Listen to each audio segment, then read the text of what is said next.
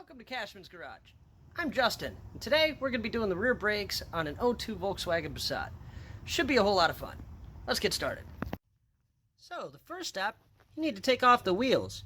There's going to be some plastic caps you can remove with a little 90-degree pick here. And then, you're going to notice one of them might have a star kind of shape to it. And, if you're wondering, you're most likely going to find the socket for it in the trunk, in here, in this bag, in a tiny little pocket. And it should look something like this. Let's move forward. Now that we have the wheel off, we're going to get our two 13mm bolts that are holding our caliper on. Let's loosen everything up. One thing you're going to want to notice is this top bolt, it's going to hit this little cable here. So the trick to that is, since we have them both off anyway, we're just going to pull this caliper out this way. That'll give us enough room to yank this out without messing up our boot.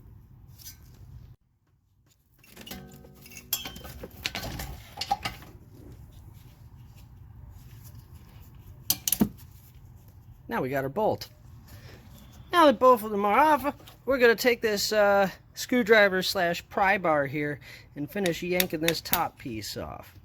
Now with the caliper off, we have the pads exposed, and you can see why we're replacing these guys. They're pretty thin. So we can either just yank them off. If they give you a hard time, you can always use that screwdriver / pry bar that we were using before. Now you can see the wear pattern in this brake pad. We're taking a little bit off the top here. That's because of the rust jacking on the rotor. So we're going to be doing both today at the same time. Should be nothing to it. Yank these off.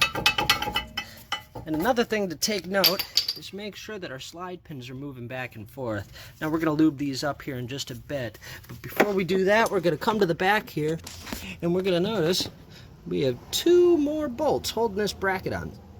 Looks like they're an Allen head. So let's yank these off. This is our 8mm Allen head key. It just happens to fit right inside of these bolts. No play.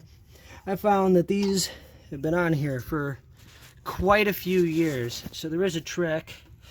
You take a big pull like this, you stick it on the end of your key, and that's going to give you the leverage you need to loosen these up. Let's continue on.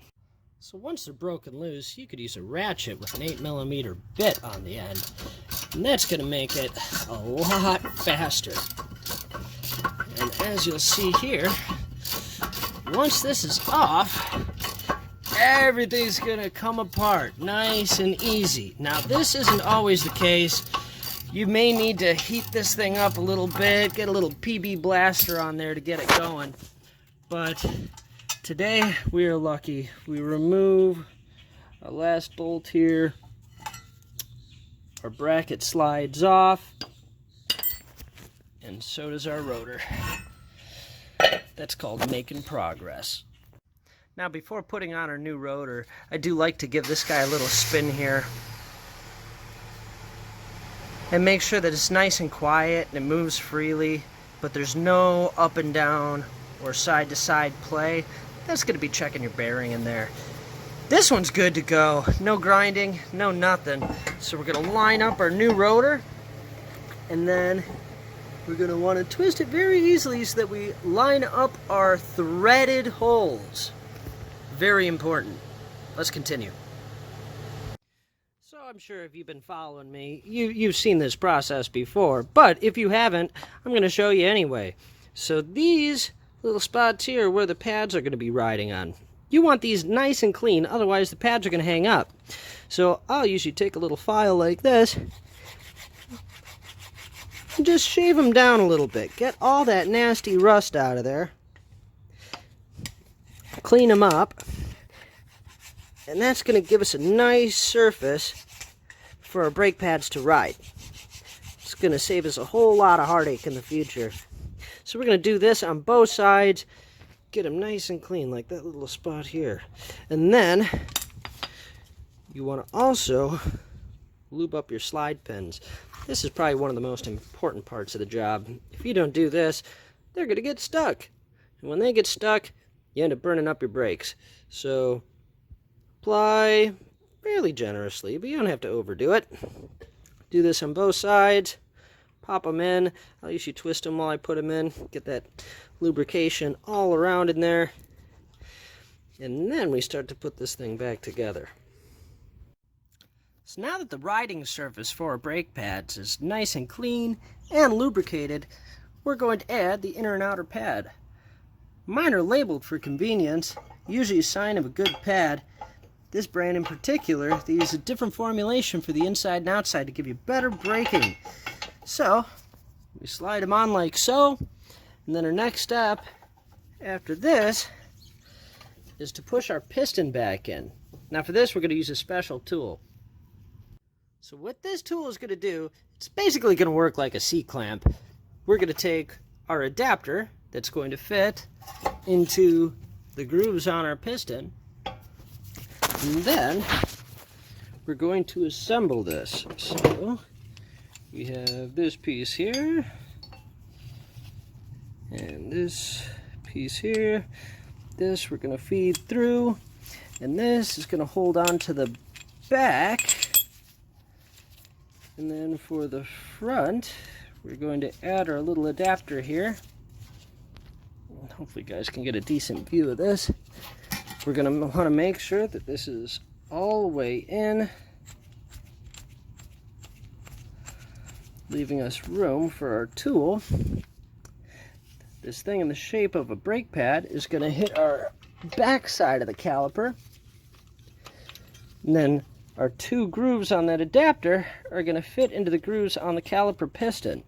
We're then going to loosen up that center piece, and this should twist in fairly easy. And today is our lucky day because it is doing just that. So now that our piston is pressed back in, we're going to want to make sure to lube it up really good, and the back side here where the pad's going to be meeting the caliper. Then we have our little bunny ears here. We're going to want to make sure those are nice and centered when we pop this guy back on. Now it should go on fairly easy, but we are kind of fighting our parking brake here. But it looks like everything's lining up pretty decent. So the next step here is to go to our slide pins.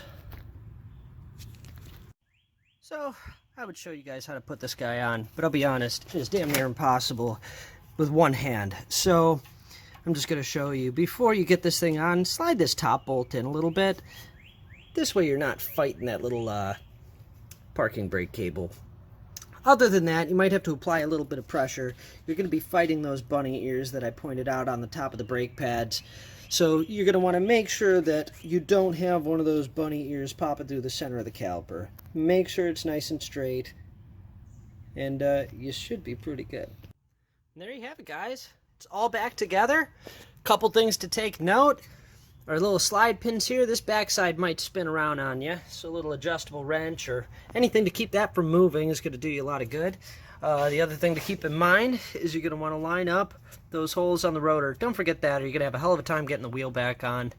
Other than that, we're pretty much good to go. I'm going to do the same thing on the other side. And last step, don't forget, push that brake pedal down a couple times before you take off. Otherwise, you're not going to stop. So as long as you do all that, should be good to go. We'll catch you guys on the next one. Thanks for watching.